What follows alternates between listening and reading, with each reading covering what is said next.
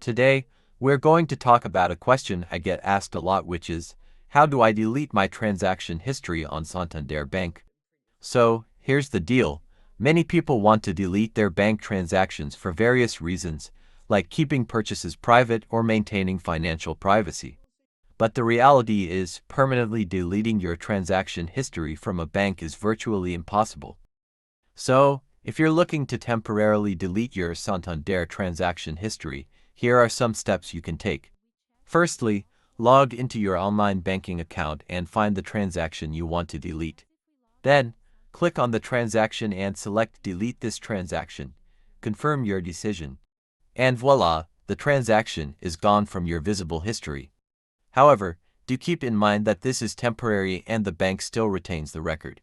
Overall, it's important to understand the limitations when it comes to deleting bank transaction history and to consider other solutions for maintaining financial privacy.